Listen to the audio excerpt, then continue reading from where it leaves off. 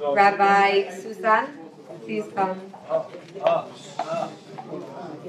I would give a better introduction, but Rabbi Soussan, he runs the slide program. Amazing. Okay, good evening, everyone. My name is Sammy Soussan. I'm from Montreal. All that is irrelevant. So I'm gonna start. So first of all, thank you, Mr. Korn, for sharing those remarkable words. That was very inspiring for us as well. I was learning a Mishnah in Curated, the Ethics of the Fathers, yesterday with a group of mine, some students, and I want to share that Mishnah with you guys with a brief insight to something that perhaps we could take home tonight. So the Mishnah starts off as follows. Rabbi, otherwise known as Rabbi Yehuda Nasi, says a fascinating insight. He starts as follows, and he says in the second chapter of first Mishnah, he asks a question. Generally, most of the teachings actually don't start with a question. They generally just start with a statement, and the rabbi says a statement. Here he actually initiates a question, and based off of this question, I want to share an idea that I think we could take home. He asks a question. He says, "Ezu hi derech yeshara sheyavor lo ha'adam." What is the proper path that a man should choose for himself? And the question that all the commentaries try to understand is, what does this word mean? What's this word yashar? Ezu hi derech yeshara. What is the proper path that one should choose for himself? In fact, the Mishnah should say maybe a different term. It should say, Ezu hi derech tzedek. What is the righteous path? Right? In Judaism, we're always looking sort of for what's the righteousness? How to be righteous? Well, what does it mean? What's the proper path?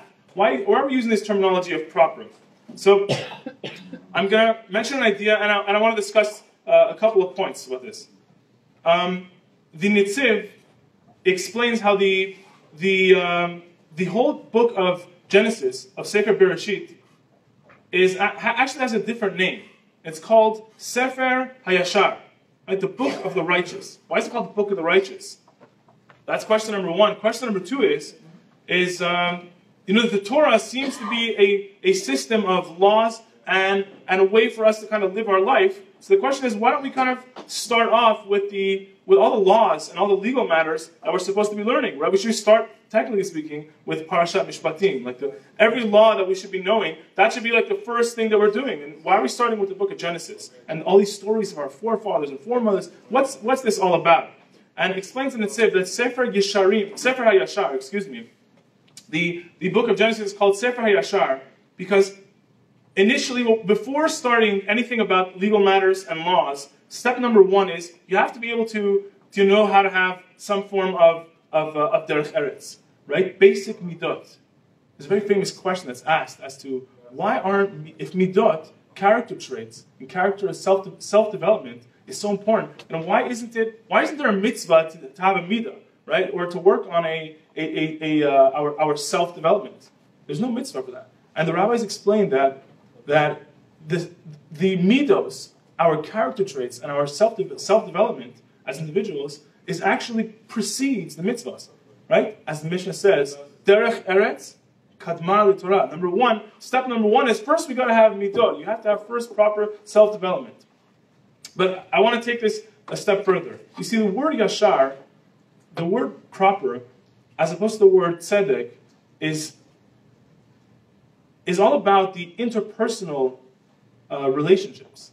The word tzedek would imply all the relationship between man and God. Right? We have this terminology called ben adam lamakom. All the mitzvahs that have to do relevant, all the commandments that are relevant to man and God. But then there's those mitzvahs that are called ben adam l'chavero.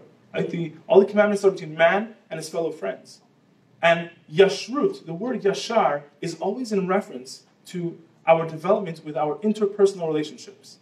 See, most people believe that the spiritual development is all about the kosher laws and Shabbat and prayer at the synagogue, anything, all the we'll call them the ritual observances of Judaism, and those seem like that's the way we would define a Jew, and without, God forbid, taking away from their importance. But there's something that's sort of that sort of works on a different realm, and that's called our interpersonal development, our relationships with people around us. You see, a person could be a very righteous person. I think Rabbi Shlomo Wolbe, I believe, gave this example. The senior Rabbi Shlomo Wolbe. As I heard from a rabbi of mine who mentioned this, he has a term called frumkeit in one of his books. If what I'm saying is wrong, then Rabbi Wolbe in the back will correct me.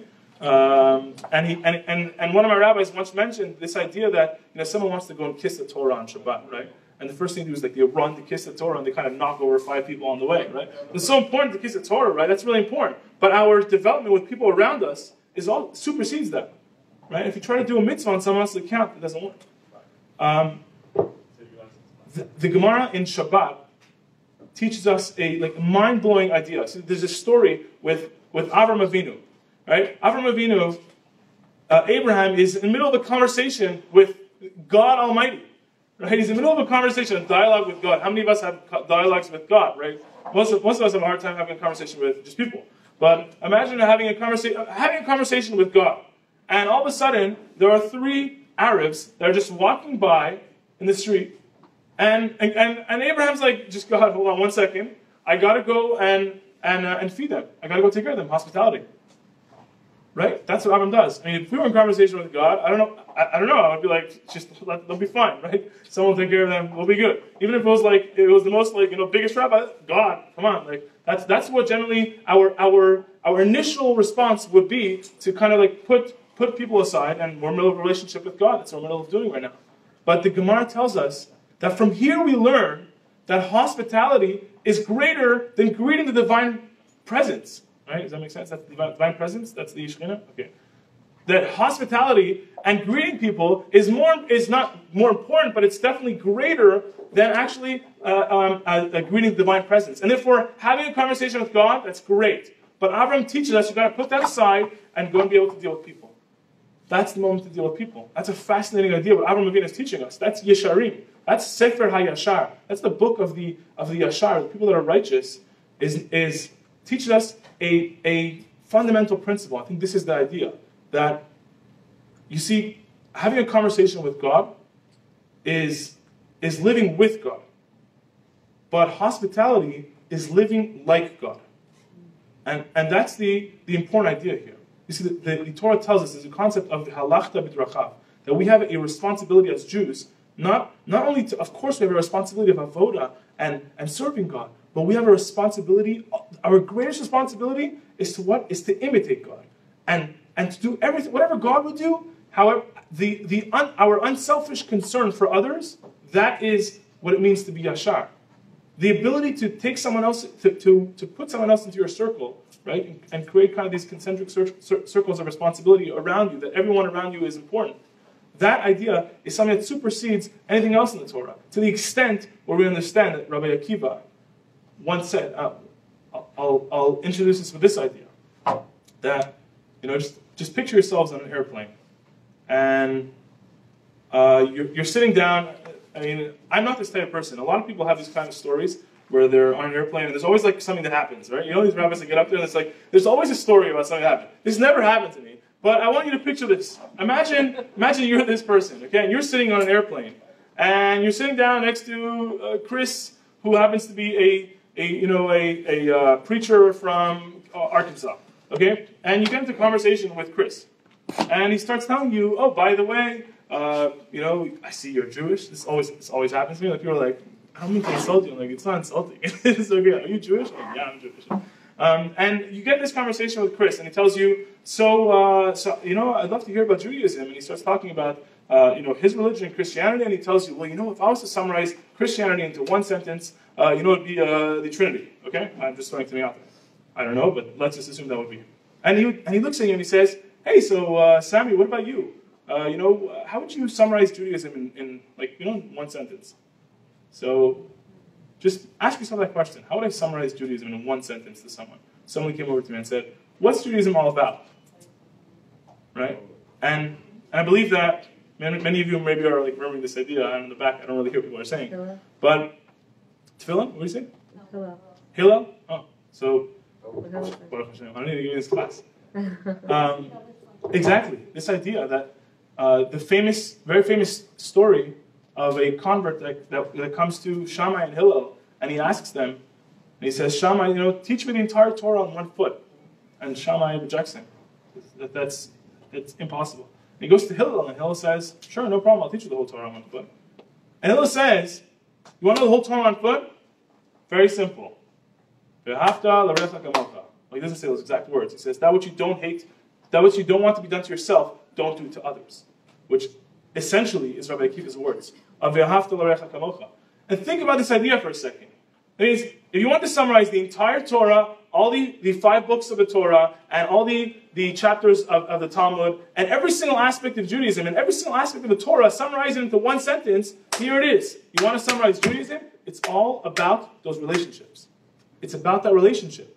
And every relationship that's around you, you have the responsibility as a Jew to make sure that you strengthen that relationship, and not only strengthen it, but make sure that you can do whatever you can for the other individual. That's the aspect of Yashar. Ezuhi derech Yashar. We're not asking about how to be righteous. We know how to be righteous. We have all the laws in the Torah how to be righteous. We're asking what does it mean to be proper?